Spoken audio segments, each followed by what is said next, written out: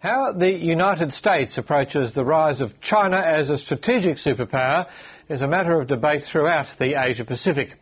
Now, Australia has provided a glimpse of its latest thinking, suggesting there has to be room in the region stretching from the Pacific to the Indian Ocean's African shores for three big players, India, as well as China and the United States. Admiral Dennis Blair was Director of National Intelligence during President Obama's early years, and he's a guest of the US Studies Centre at the University of Sydney.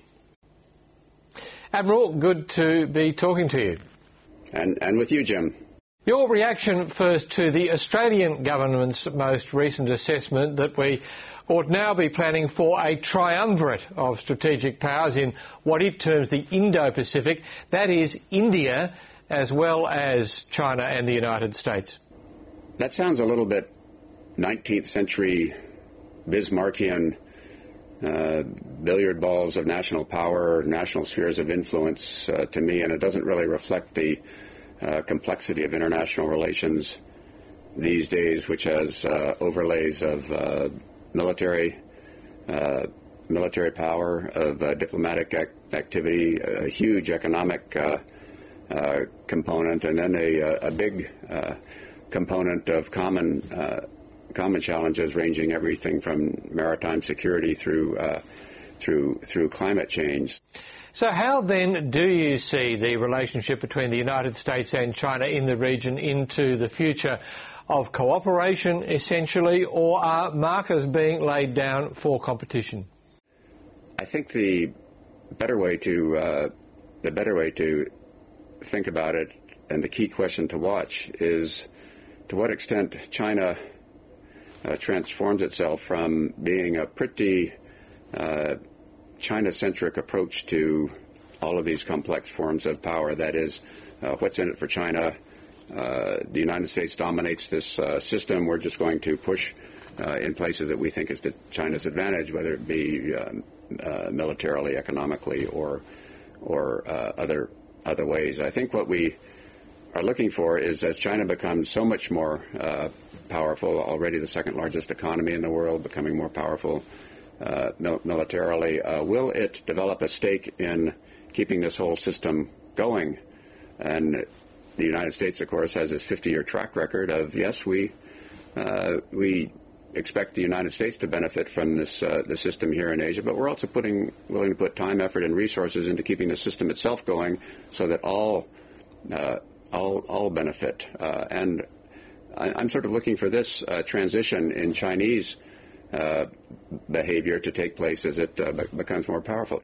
And what if that kind of transformation does not occur in China? Then I think what happens is that China will, in fact, drive the thinking in this region back to earlier eras in which China's neighbors and those who are in the region but don't have much territory here will band together in order to oppose this Chinese aggressive unilateralism, and China, in effect, will contain itself. In this general context, then, how do you see the conflict over the South China Sea, especially given that both the United States and China have declared these contested sea lanes to be a matter of their own specific national interest? Right. And you would think, wouldn't you, that if the United States and China both say that the free flow of navigation is important to us, then we'd both work together to ensure it. And there's certainly across the Indian Ocean, the United States, China, and many other members of the international community are doing that with the counter-piracy patrol in the Gulf of Aden, and that's a good example of what I think we should be able to do. But instead, I think what we're seeing here in China is really an attempt to expand power and influence into an area in which there is some opportunity to do so. But as we've seen, the region, ASEAN through its foreign ministers, is itself divided on the subject. If China does continue to be relatively uncompromising, this must raise the prospect of the South China Sea becoming a zone of real conflict.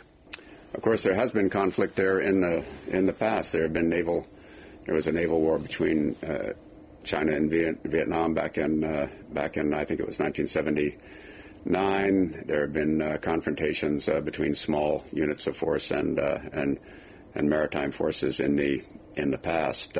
These might happen in the future. I don't think they mean the start of World War III. I think they are a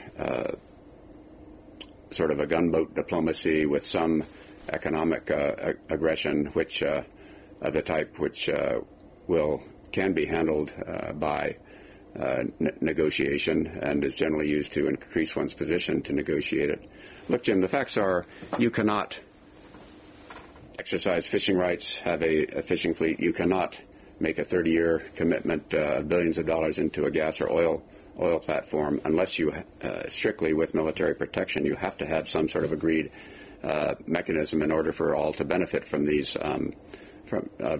resources, both in and below the South China Sea. So this idea that these military actions are actually going to extend defendable claims which will allow a country to benefit from them is simply wrong. And I think that will become clear, and that this will return to the path of diplomacy, and that's certainly what ought to happen from everyone's point of view.